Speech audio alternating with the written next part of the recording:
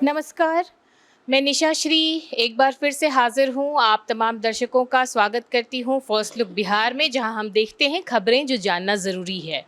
और बिहार विधानसभा चुनाव जो आने वाला है, इसके ऊपर आज हम जिस विधानसभा के बारे में निर्वाचन क्षेत्र के बारे में चर्चा कर रहे हैं, वो है महनार, जो वैशाली जिला के अंतर्गत आता है।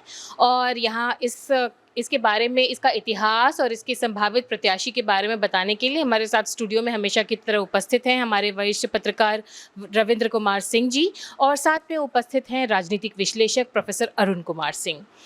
तो चर्चा की शुरुआत पे सबसे पहले हम जानते हैं कि ये महनार क्षेत्र जो है, यहाँ पे जितनी बार विधानसभा चुनाव आज तक हुए हैं, इसमें कौन-कौन जीतते आए, किस तरह से यहाँ पे जो प्रत्याशी हैं वो लगातार जीतने के बाद हारे और फिर दोबारा से वो वहाँ आए, तो ये भी एक महत्वपूर्ण सीट बन कर के आता है। तो इसका जो इतिहास है वो सबसे पहले बताएंगे वरिष्ठ पत्रकार रविंद्र कुमार सिंह जी। महनार वैशाली जिला का एक महत्वपूर्ण विधानसभा क्षेत्र है और अन्य विधानसभा क्षेत्रों के साथ साथ यहाँ भी 1951 से ही ये क्षेत्र कार्यरत है।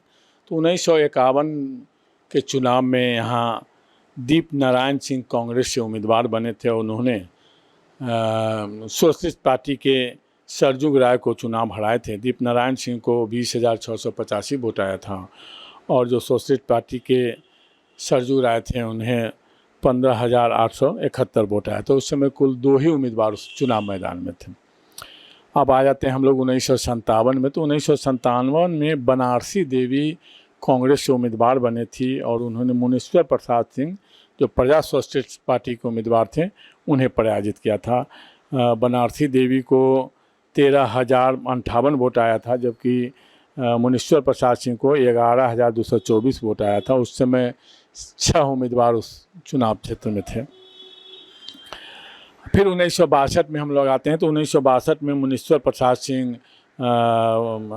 प्रजा सोशलिस्ट पार्टी से उम्मीदवार बने और उन्होंने जो बनारसी देवी कांग्रेस के उम्मीदवार थे उन्हें पराजित किया था। और तीसरे स्थान पर लालदेव राय, जो एसओसी से चुनाव लड़े थे, वो तीसरे स्थान पर रहे थे। उस समय 7 उम्मीदवार चुनाव मैदान में थे। अब 1967 में हम लोग आ जाए। तो 1967 के मध्यावधि चुनाव में ब्रजकिशोर राय कांग्रेस से उम्मीदवार बने और उन्होंने मुनीश्वर प्रसाद सिंह, जो प्रजा सोशलिस्ट पार्टी के उम्मीदवार थे, उन्हें पराजित किया था। और उस समय 5 उम्मीदवार चुनाव मैदान में थे। फिर 1972 में मुनीश्वर प्रसाद सिंह सोशलिस्ट पार्टी से उम्मीदवार बने और उन्होंने शांति जायसवाल, जो कांग्रेस के उम्मीदवार थे, उन्हें पराजित किया था। 1977 में जनता पार्टी की लहर में फिर से मुनीश्वर प्रसाद सिंह जनता पार्टी से उम्मीदवार बने और उन्होंने अखिलेश कुमार राय, जो कांग्रेस के उम्मीदवार थे, उन्हें बड़े मतों से पराजित किया था। मुनीश्वर प्रसाद सिंह को 53,789 वोट आया था, जबकि अखिलेश कुमार राय को 17,879 वोट आया था। उस समय चुनाव मैदान में 6 उम्मीदवार थे। और उस समय रघुपति सिंह जो रघुवंश प्रसाद सिंह केंद्रीय मंत्री बने थे, उनके भाई रघुपति सिंह थे, वो भी चुनाव लड़े थे, जो 6ठे स्थान पर रहे थे। 1980 में मुंशी लाल राय जनता पार्टी एससी से चुनाव लड़े और उन्होंने राम प्रसाद सिंह, जो INCI मतलब कांग्रेस आई से चुनाव लड़े थे, उन्हें पराजित किया था। और मुनीश्वर प्रसाद सिंह उस समय जनता पार्टी जेपी से उम्मीदवार बने और तीसरे स्थान पर रहे थे। 1985 में मुंशी लाल राय LKD से उम्मीदवार बने और मिथिलेश प्रसाद कांग्रेस के उम्मीदवार बने। तो मुंशी लाल राय चुनाव जीते थे और मिथिलेश्वर प्रसाद को चुनाव हराए। तो उस समय 19 उम्मीदवार चुनाव मैदान में थे और उस समय मुनीश्वर प्रसाद सिंह जनता पार्टी से चुनाव लड़े, लेकिन वे तीसरे स्थान पर चले गए थे। अब आते हैं 1990 में। 1990 में फिर मुनीश्वर प्रसाद सिंह चुनाव लड़े और उन्होंने रघुपति सिंह थे, जो JDU के उम्मीदवार, उन्हें पराजित किया था। मुनीश्वर प्रसाद सिंह को 32,370 वोट आया था, जबकि रघुपति प्रसाद सिंह को 30,641 वोट आया था।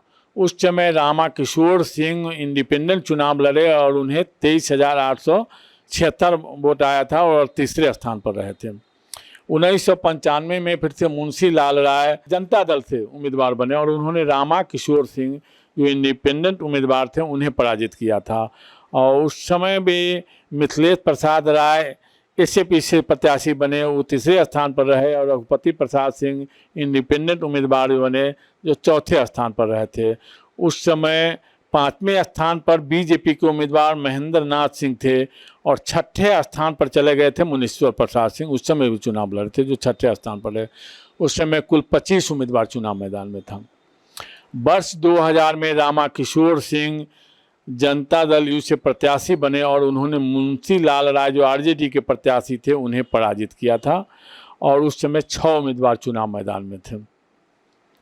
वर्ष 2005 के फरवरी में फिर से रामा किशोर सिंह एलजेपी के उम्मीदवार बने और उन्होंने मुंशी लाल राय जो आरजेडी के उम्मीदवार थे उन्हें पराजित किया था। रामा किशोर सिंह को 42,597 वोट आया जबकि मुंशी लाल राय को 32,406 वोट आया था। और तीसरे स्थान पर जदयू के उम्मीदवार सहदेव शाह रहे जिन्हें 5,203 वोट आया था।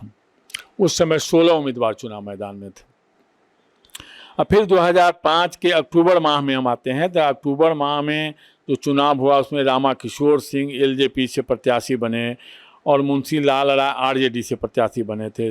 रामा किशोर सिंह को 40,901 वोट आया जबकि आरजेडी उम्मीदवार मुंशी लाल राय को 36,227 वोट आया और रामा किशोर सिंह चुनाव जीते थे। उस समय बीजेपी के उम्मीदवार मनेंद्र नाथ सिंह थे जो तीसरे स्थान पर रहे, उन्हें 8,429 वोट आया था।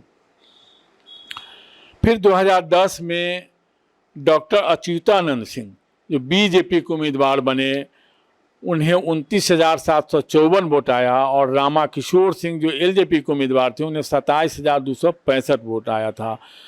तो रामा किशोर सिंह को अच्युतानंद सिंह ने चुनाव हराया था और बीजेपी से वे विधायक बने थे। उस समय मुंशी लाल राय इंडिपेंडेंट उम्मीदवार बने जो तीसरे स्थान पर रहे और उमेश सिंह कुशवाहा जो अभी वर्तमान में जदयू के प्रदेश अध्यक्ष है वो भी इंडिपेंडेंट चुनाव लड़ गए थे जो चौथे स्थान पर रहे थे। और रघुपति सिंह उस समय भी चुनाव कांग्रेस से लड़े जो 5वें स्थान पर थे। फिर 2015 के चुनाव में उमेश सिंह कुशवाहा जो अभी वर्तमान में जेडीयू के प्रदेश अध्यक्ष है वे जेडीयू से चुनाव लड़े और डॉक्टर अच्युतानंद जो बीजेपी के उम्मीदवार थे उन्हें पराजित किया था। उमेश सिंह कुशवाहा को 69,825 वोट आया था जबकि डॉक्टर अच्युतानंद सिंह को जो बीजेपी उम्मीदवार थे उन्हें 43,308 वोट आया था। उस समय आमोद कुमार राय जेएपीएल से उम्मीदवार बने जो तीसरे स्थान पर थे और रविंदर सिंह जो इंडिपेंडेंट चुनाव लड़े थे उनको 2877 वोट आया था और चौथे स्थान पर थे।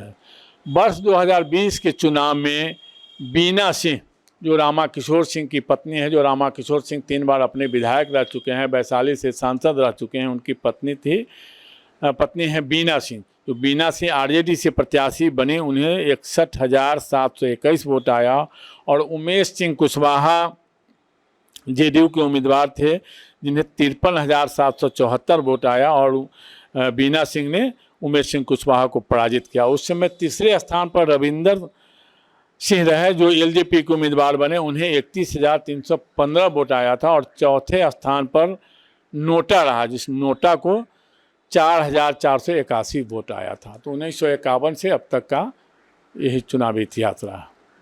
तो ये अभी हमने सुना महनार विधानसभा जो निर्वाचन क्षेत्र है वहाँ का अब तक का इतिहास और किस तरह से जो आखिरी 2020 में जो चुनाव है इसमें किस तरह से नोटा जो है वो अच्छा खासा वोट प्रतिशत ले जाता है और ये जो है वो किसी भी चुनावी परिणाम को बदलने के लिए एक बहुत बड़ा मतलब वोट प्रतिशत माना जा सकता है। आगे हम जानते हैं कि अभी ये जो इन्होंने हम सुना है पूरा हमने इतिहास महनार के बारे में, यहाँ इसका एक विश्लेषण देंगे हमारे राजनीतिक विश्लेषक प्रोफेसर अरुण कुमार सिंह। देखिए, महनार विधानसभा क्षेत्र वैशाली ज़िले में पड़ता है और आपने देखा कि यहाँ पर जो पहला चुनाव हुआ है 51-52 का, उसमें सहकारिता आंदोलन के दिग्गज और इस क्षेत्र के बड़े नेता दीप नारायण सिंह चुनाव जीते हैं। दूसरा चुनाव भी जो है वो बनारसी देवी जीती हैं, जो कांग्रेस से जीती हैं, और उसके बाद फिर 2 चुनाव और कांग्रेस जीत पाई है। तो अगर पार्टी वाइज हम देखें तो कांग्रेस वहाँ से शुरुआती दौर में 4 चुनाव कांग्रेस ने जीता है। बाकी जितने भी चुनाव हैं वो जनता परिवार का कोई ना कोई दल जीता है। इससे ये तो पता चलता ही है कि महनार क्षेत्र एक जो विरोध में जो पार्टियां कांग्रेस के थी उस समय, वहाँ उसका अच्छा प्रभाव महनार में देखने को मिलता है। आपने देखा कि अगर हम कास्ट वाइज देखें तो महनार में उसकी चर्चा होगी बाद में, लेकिन ऐसे महनार को राजपूत बहुल क्षेत्र माना जाता है, और इसीलिए आपने देखा भी होगा कि ज़्यादा बार वहाँ से राजपूत समाज के लोग जीते हैं।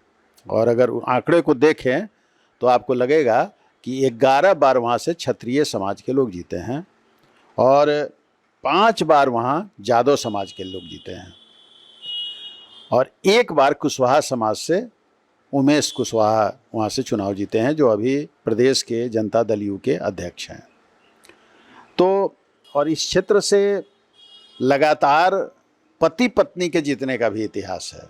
जैसे आप देखेंगे कि 2005 के फरवरी और 2005 के अक्टूबर में रामा किशोर सिंह वहाँ से चुनाव जीतते हैं, जो बाद में वैशाली लोकसभा क्षेत्र से भी चुनाव जीत कर जाते हैं। और फिर आप 2020 में देखेंगे कि उनकी पत्नी बीना सिंह वहाँ से चुनाव जीतती हैं। तो इस तरह से एक जो अभी तक की अद्यतन स्थिति है उसका ब्यौरा हम लोगों ने देखा। अब हम लोग संभावित उम्मीदवारों की चर्चा करेंगे।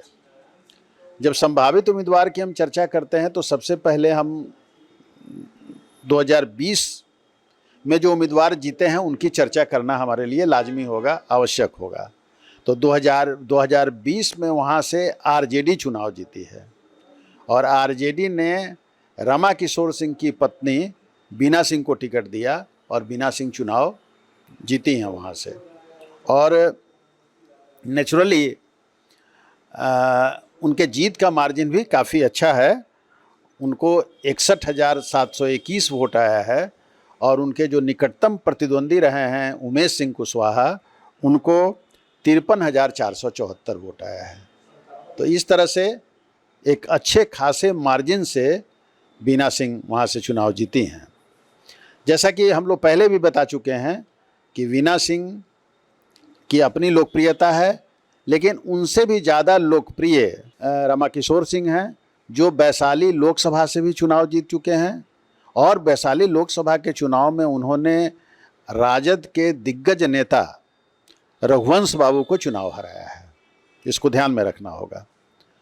और उसके बाद किसी कारण से फिर उनको वो राजद में चले गए। और एक बात और आप महनार में देखेंगे कि महनार विधानसभा में जो लोग भी चुनाव जीत रहे हैं, शुरुआती दौर को अगर छोड़ दें तो सब लोगों ने अपने अपने सुविधा के अनुसार दलों को बदला है। ठीक है, लोग जनता परिवार के बीच में ही रहे हैं, लेकिन कोई वैचारिकी उनकी नहीं रही है, कोई वैचारिक रूप से वो किसी के साथ उनकी प्रतिबद्धता नहीं रही है। एक सुविधा जहां हुई है, जैसे हुई है, उस सुविधा के अनुसार उन्होंने दलों को अपने को दलों से जोड़ा है और दलों को छोड़ा भी है। ये वहाँ देखने से, विश्लेषण करने से ऐसा पता चलता है। इसलिए ये कहना बहुत मुश्किल है वहाँ पर कि कौन किस समय कब किस दल से वहाँ चुनाव लड़ेगा। सुविधा के अनुसार वहाँ दलें बदली जाती हैं। तो इस तरह से आरजेडी से वो प्रबल दावेदार बनती हैं, कौन?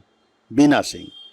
लेकिन जब हम लोग क्षेत्र से आंकड़े जुटा रहे थे तो हम लोगों को ये भी सुनने में आया कि जो लोजपा रामविलास है, जिसके नेता चिराग पासवान हैं, उन लोगों से भी उनकी, चूँकि उस पार्टी से वो चुनाव जीत चुके हैं, तो उनसे भी उनकी नज़दीकी है। तो हो सकता है कि लोजपा भी चाह रही हो या ये स्वयं चाह रही हो कि उनको लोजपा से भी टिकट मिले और टिकट मिल सकता है, लेकिन इसकी पुष्टि हम नहीं कर रहे हैं, लेकिन इस तरह की चर्चा चल रही है।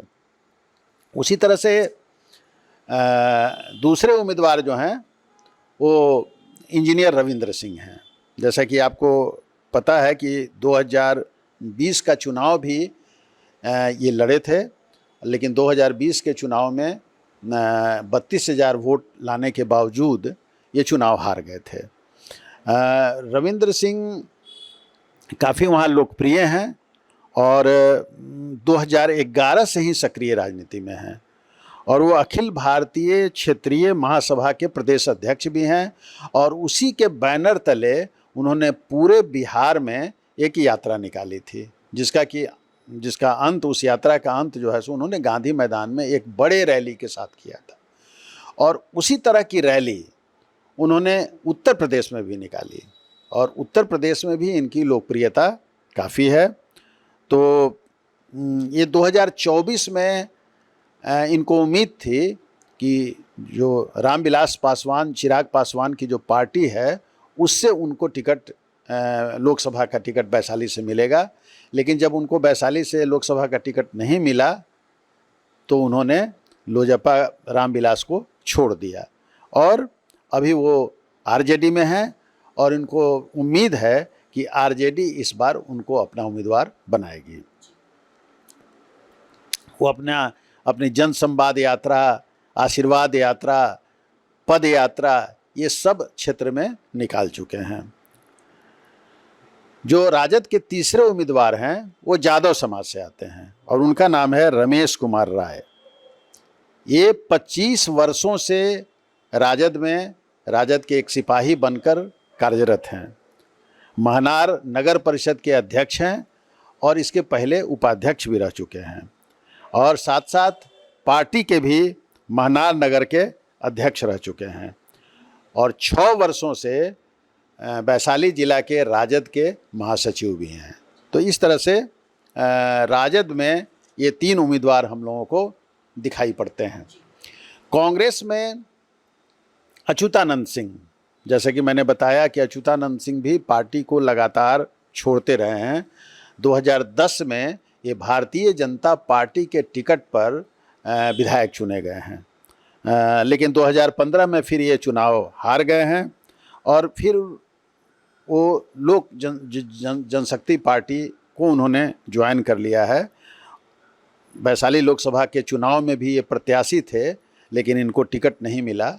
अब ये कांग्रेस में हैं और इनको पूरी उम्मीद है कि कांग्रेस को अगर महागठबंधन में सीट शेयरिंग में अगर कांग्रेस को ये सीट मिलेगी तो निश्चित रूप से उनको टिकट दिया जाएगा। अब हम आते हैं जेडीयू पर। तो जेडीयू में भी जैसा कि आप बराबर सुन रहे हैं कि जेडीयू के प्रदेश अध्यक्ष उमेश सिंह कुशवाहा हैं, जो एक बार चुनाव जीत भी चुके हैं। ये अलग की बात है कि पिछला चुनाव वो 7-8 हज़ार वोटों से चुनाव वो बीना सिंह से हार चुके हैं। तो उमेश सिंह कुशवाहा जेडीयू के प्रबल दावेदार हैं और चूँकि वो प्रदेश अध्यक्ष हैं इसलिए निश्चित रूप से जेडीयू के खाते में ही वो सीट रहेगी और अगर वो सीट रहेगी तो उमेश सिंह कुशवाहा को उम्मीदवारी मिलने की पूरी संभावना है। अब हम जन सुराज पर आते हैं। तो जन सुराज में अगर आएंगे तो विजय सिंह कुशवाहा का नाम आता है। विजय सिंह कुशवाहा, जैसा कि आपको नाम से ही पता चल रहा है, कुशवाहा समाज से आते हैं। 1990 में ये लालू प्रसाद यादव के साथ थे। फिर जब समता पार्टी का निर्माण हुआ 1994 में नीतीश कुमार जी और जॉर्ज फर्नांडिस ने मिलकर जब समता पार्टी बनाया तो ये समता पार्टी में चले गए। फिर ये भाजपा में भी गए और भाजपा में भी रहे। अब इन्हें प्रशांत किशोर की नीतियां बहुत अच्छी लगी है और इसलिए ये जो है सो जन सुराज में आ गए हैं और इनको उम्मीद है कि जन सुराज उनको अपना उम्मीदवार बनाएगी। ओम प्रभा सिंह उर्फ ओम प्रभा कुशवाहा हैं। ये भी आप जैसा कि नाम से में ही देख रहे हैं कुशवाहा लगा हुआ है। ये कुशवाहा समाज से आती हैं और ये बैंक की नौकरी छोड़कर समाज सेवा में आई हैं। एक अपने क्षेत्र में एक कैंसर हॉस्पिटल का निर्माण कर रही हैं और इनकी सोच है कि जो भी महिलाएं कैंसर से पीड़ित होंगी उनको हम निःशुल्क सेवा देंगे और इस हॉस्पिटल के अगले साल फरवरी में खुलने की उम्मीद है। ये एक संस्था भी चलाती हैं जिसका नाम इन्होंने दिया हुआ है OCF। तो OCF जो है वो एक NGO है और उस संस्था के माध्यम से ये बहुत जन कल्याण का काम करती हैं और ये विजय सिंह कुशवाहा की पत्नी भी हैं। अगर विजय सिंह कुशवाहा को जन सुराज से टिकट नहीं मिला तो ये निर्दलीय चुनाव वहाँ से लड़ेंगे। इनका ये भी कहना है कि जो उस हॉस्पिटल में अगर लड़की का जन्म होगा तो ये हॉस्पिटल के तरफ से अपनी तरफ से उस लड़की के नाम से उसी समय 5,000 रुपये जमा कराएंगे। तो और ये भी इनका कहना है कि ये सब काम वो पटना में अपनी ज़मीन बेचकर और अपने इस ग्रामीण क्षेत्र की सेवा करने के लिए वो हॉस्पिटल बना रही हैं। जो संभावित उम्मीदवार हैं वो हैं अरविंद कुमार यादव। ये 10 वर्षों से RJD में राष्ट्रीय जनता दल में रहे हैं, जिला के उपाध्यक्ष भी रहे हैं, फिर ये JDU में भी आए हैं और JDU के बाद ये RCP सिंह से जुड़े हैं और RCP सिंह ने जब अपनी नई पार्टी आशा बनाई तो उसके ये वैशाली जिला के अध्यक्ष भी रहे। जब आशा का जनसुराज के साथ विलय हो गया तो ये अब जनसुराज में हैं और इनको उम्मीद है कि RCP सिंह जो की पार्टी जो जनसुराज में मिली है तो उसके कोटा में इनको निश्चित रूप से उम्मीदवारी मिलेगी। ठाकुर इंदुभूषण सिंह ये 1977 से ही सक्रिय हैं। ये अलग की बात है कि इनको अभी कोई विधानसभा में या लोकसभा में जाने का मौका नहीं मिला है। ये जनता धारा के लोग हैं, JP के विचारों से प्रभावित रहे हैं और 2000 में ये लोजपा के साथ जुड़ गए थे और फिर बाद में रामविलास पासवान जी के साथ भी ये जुड़े रहे और चंद्रशेखर जी जब अपनी एक पार्टी बनाए थे तो उस पार्टी के भी ये वरिष्ठ पदाधिकारी थे, लगातार समाज सेवा में लगे रहते हैं। तो अभी वो जनसुराज में हैं और इनको उम्मीद है कि जनसुराज उनको अपना उम्मीदवार बनाएगी। फिर है डॉक्टर राजेश कुमार चौरसिया। ये पेशे से डॉक्टर हैं और शिशु रोग विशेषज्ञ हैं। तो नेचुरली ये बच्चों के डॉक्टर्स का तो काफ़ी प्रभाव होता है समाज में। ये बच्चों के लिए मुफ्त चिकित्सा शिविर भी लगाते हैं और इनका मानना है कि मैंने अब डॉक्टरी के माध्यम से तो समाज की सेवा कर ली है, अब सीधी राजनीति में जाकर वो समाज की सेवा करना चाहते हैं। करुणा वर्मा कुशवाहा। तो करुणा वर्मा कुशवाहा 2007 से मायावती की जो पार्टी है BSP उससे जुड़ी हुई हैं और BSP ने उनको 2016 में अपना स्टार प्रचारक भी बनाया था। तो काफ़ी ये वोकल हैं, अपनी बातों को बहुत अच्छे से रख पाती हैं और 2020 में ये महनार से निर्दलीय चुनाव लड़ चुकी हैं, हालांकि इनको सफलता नहीं मिली है। 2021 में ये चिराग पासवान के साथ जुड़ गई थी, लेकिन अब ये प्रशांत किशोर जी से प्रभावित हैं और उनकी नीतियों से प्रभावित होकर ये जनसुराज में अभी कार्यरत हैं और जनसुराज में काम कर रही हैं। जनसुराज में ये आई हैं आशा पार्टी जो RCP सिंह की पार्टी है उसके माध्यम से आई हैं। जब आशा पार्टी का विलय हुआ तो ये भी अब जनसुराज में आ गई हैं। प्रवीण कुमार सिंह उर्फ पप्पू सिंह। तो पप्पू सिंह का जो राजनीतिक जीवन है वो कांग्रेस के छात्र संगठन NSUI से प्रारंभ हुआ है और NSUI के वो बिहार प्रदेश के उपाध्यक्ष रहे हैं।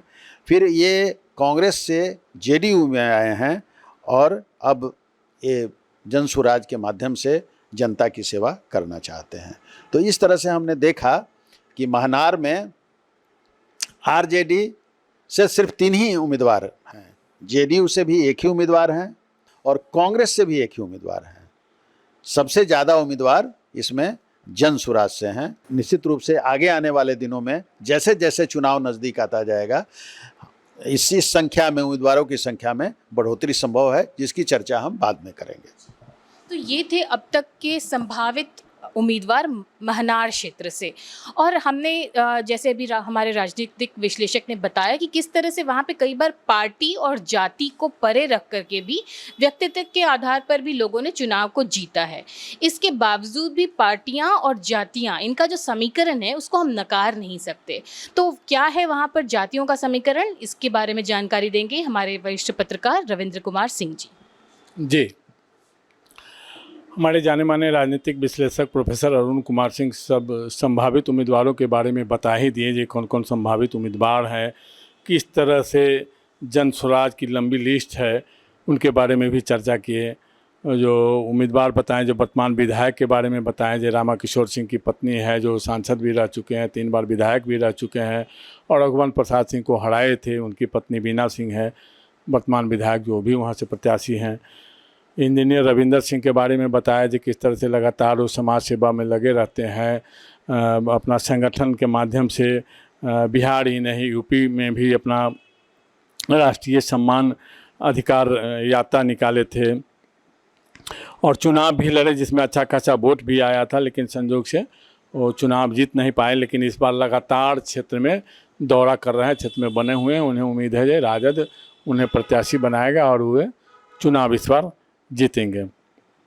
इसके बाद कांग्रेस से डॉक्टर अच्युतानंद सिंह जो हैं अभी संभावित उम्मीदवार में, जो बीजेपी के विधायक भी रह चुके हैं, वो भी लगे हुए हैं चुनाव मैदान में, अपना लगातार क्षेत्र में बने हुए हैं। उन्हें उम्मीद है कि कांग्रेस कोटे में जाने पर यह सीट उन्हें मिलेगा और चुनाव लड़ेंगे।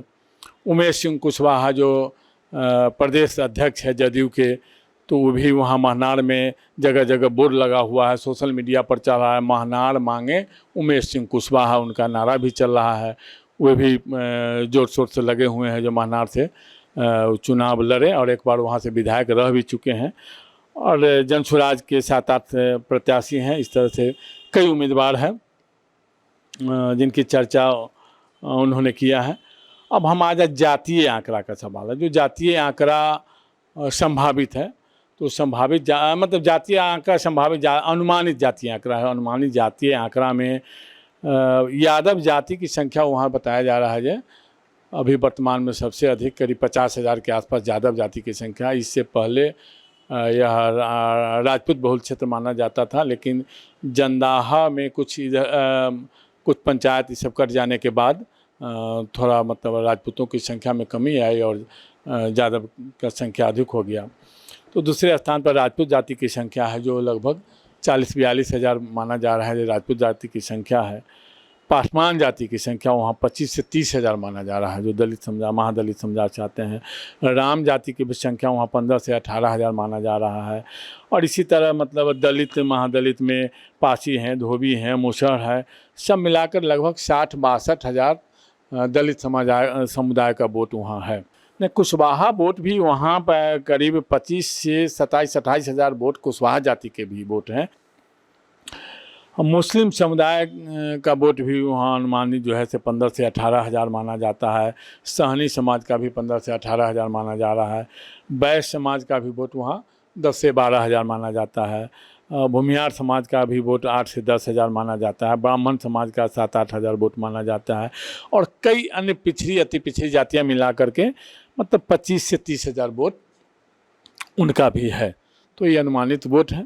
ये बात हो गई कि वहाँ पे जातीय आंकड़े जो किस जाति के कितने वोटर्स वहाँ पर हैं, लेकिन एक कंक्लूडिंग स्टेटमेंट के लिए हम वापस चलते हैं प्रोफेसर अरुण कुमार सिंह के पास और ये जानना चाहेंगे कि जैसा आपने ही बताया कि किस तरह से वहाँ पे पार्टी और जाति इन सब के परे भी व्यक्तित्व के आधार पर भी लोगों ने चुनाव लड़ा है और जीते भी हैं। तो ये जो जातीय आंकड़ा है ये आपको क्या अनुमान देता है कि आगामी चुनाव में क्या परिणाम लेकर आएगा, किसका पलड़ा भारी रहेगा?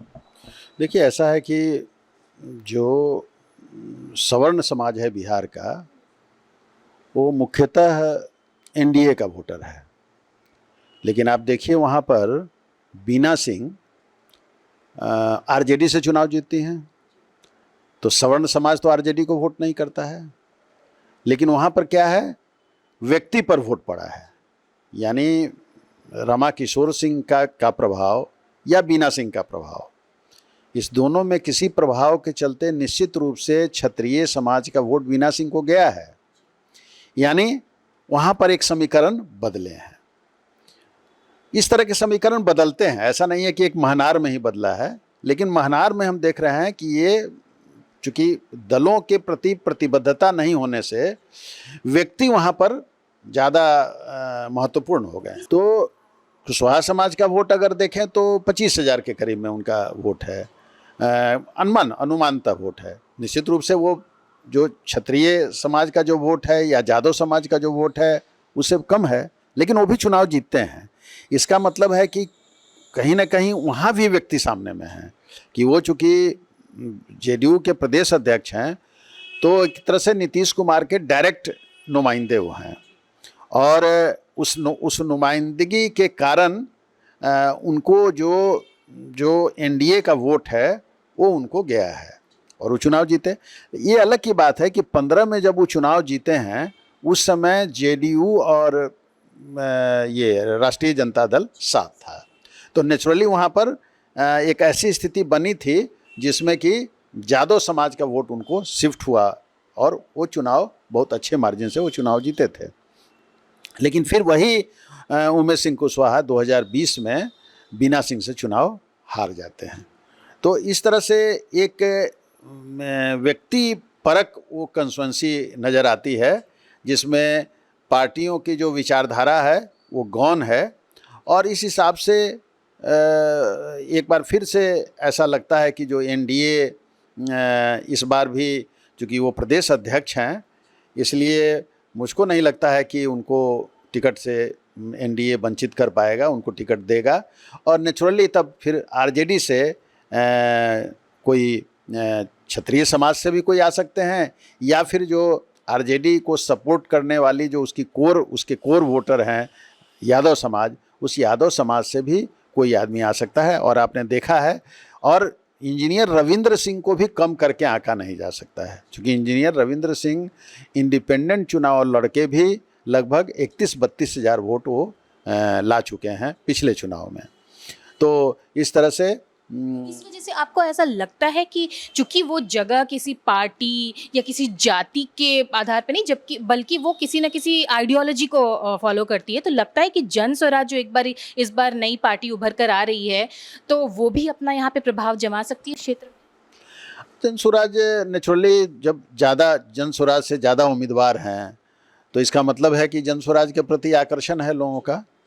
लेकिन जो आप जिस तरह से आप देख रहे हैं वहाँ जो चुनाव होने जा रहा है कि जहाँ वहाँ पर बीना सिंह चुनाव लड़ेंगी, अच्युतानंद सिंह वहाँ उम्मीदवार हैं, वहाँ पर उमेश सिंह कुशवाहा उम्मीदवार रहेंगे, तो ऐसे दिग्गज लोगों के जन स्वराज के नाम से वोट तो नहीं है, फिर वहाँ व्यक्ति का मामला आ जाएगा। तो व्यक्ति में अब इन लोगों से कम्पीट करना, जो आदमी रघुवंश सिंह को चुनाव हरा चुका है, रमाकिशोर सिंह, वो भी वैशाली लोकसभा क्षेत्र में, तो ऐसे दिग्गज लोग, अच्युतानंद सिंह भी अपने दिग्गज हैं बहुत बड़े, उमेश सिंह कुशवाहा के बारे में मैंने कहा ही कि वो खुद स्वयं दिग्गज हैं, वहाँ के लोकल हैं और प्रदेश अध्यक्ष हैं। तो ऐसे दिग्गज के बीच में जन स्वराज के जो लोग हैं वो कहाँ तक टिक पाएंगे उस व्यक्तिवादी राजनीति में, ये देखने वाली बात होगी। एक बार मैं यहाँ कंक्लूड करना चाह रही थी, लेकिन मैं चाहती हूँ कि हमारे जो वरिष्ठ पत्रकार रविंद्र कुमार सिंह जी हैं वो भी एक बार बताएं एक अपना ऑब्जर्वेशन इस पूरी चर्चा को लेकर के, क्योंकि हमने देखा कि कितना इंटरेस्टिंग सीट है। तो यहाँ पे जाति और पार्टी से ऊपर हट करके लोग वोट देते हैं। क्या लगता है आपको कि क्या इस बार का असर होगा, क्योंकि एक नई पार्टी भी भाग लेने वाली? देखिए, जो पहले की बात में और वर्तमान में कुछ अंतर है। जाति और पार्टी पर तो लोग जाते ही हैं। अब जैसे रामाकिशोर सिंह ही जीते हैं, तो जो हम जातीय गणित वहाँ का देख रहे हैं, जो अनुमानित जातीय का आंकड़ा है, करीब 50,000 यादव जाति के वोट हैं, 40 से 42,000 राजपूत जाति के वोट हैं। मान लीजिए अगर रामाकिशोर सिंह को दोनों वोट प्लस हो गया तो 90,000 तो यही वोट आ गया। फिर दलित में, हाँ, और जातियों में भी जैसे राजद का वोट है, तो उस हिसाब से वहाँ भी तो जाति पर ही लोग गए हैं। तो प्लस उनके राजपूत के साथ साथ एक तो उनके जाति का वोट मिल गया, दूसरे जो पार्टी का वोट है वो मिल गया, तो दोनों वोट प्लस किया। तो फिर वर्तमान में जो हम देख रहे हैं, जो पार्टी और जाति दोनों वोट प्लस होने के बाद ही चुनाव लोग जीत रहे हैं। जो स्थिति मतलब अब तक जैसे अच्युतानंद सिंह ही जीते हैं, तो अच्युतानंद सिंह को उस समय राजपूत समाज का भी वोट मिल गया, प्लस और जो एनडीए का वोट था वो भी मिल गया, उस हिसाब से जीते हैं। उसी तरह रामा सिंह की जो पत्नी जो बीना सिंह जीती हैं, तो उसमें भी इसी तरह से आया है। तो जाति और पार्टी दोनों मिल ही जाता है इस तरह से। और जन स्वराज से भी दिग्गज लोग हैं, अगर वो भी अपने जाति के वोट में सेंधमारी मारते हैं और कुछ अदर से वोट आते हैं तो वो भी अच्छे लड़ाई दे सकते हैं। कुशवाहा वोट्स के बारे में आप क्या कहेंगे? नहीं, कुशवाहा वोट भी वहाँ पर करीब 25 से 27-28 हज़ार वोट कुशवाहा जाति के भी वोट हैं, वो भी वहाँ कम नहीं है। सब मिला जुला करके थोड़ा मोड़ा कम में कई जातियाँ जैसे चल रही है, तो उसमें जैसे यादव जाति हो गए, राजपूत हो गए, पासवान हो गए, राम हो गए, कुशवाहा हो गए, इस सब वोट लगभग थोड़ा मोड़ा मिला करके मंडल में सब जाति की संख्या वहाँ है। और उसके बाद भी अदर जातियों की भी संख्या है। तो जातिवाद तो निश्चित रूप से पार्टी के साथ साथ जाति हावी रहेगा ही इस चुनाव में भी। तो अभी जो पूरी चर्चा हुई इसमें हमने यही देखा कि यहाँ पर कई बार पार्टी और जाति से ऊपर हट करके लोग व्यक्तित्व पर देते हैं वोट, लेकिन पार्टी और जाति का असर कहीं ना कहीं अगर कोई भी हमारा जो राज्य स्तरीय जो भी चुनाव होता है उसमें हम देखते ही हैं। तो ये महनार का भी जो चुनाव होगा ये बहुत ही रोचक होगा, और जैसे जैसे चुनाव का समय नज़दीक होगा और प्रत्याशियों की संख्या बढ़ेगी या फिर प्रत्याशी सुनिश्चित हो जाएंगे तो ये क्षेत्र और ज़्यादा, इसकी खबरें और ज़्यादा रोमांचित करने वाली होंगी। इसी तरह से आगे हम आपके सामने खबरें लाते रहेंगे बिहार चुनाव से जुड़ी हुई। अभी के लिए दीजिए इजाज़त, और हमारे मेहमानों का भी बहुत बहुत धन्यवाद तमाम जानकारियों के लिए। और इसी के साथ अब यहीं पर देते हैं इजाज़त। आप देख रहे थे फर्स्ट लुक बिहार।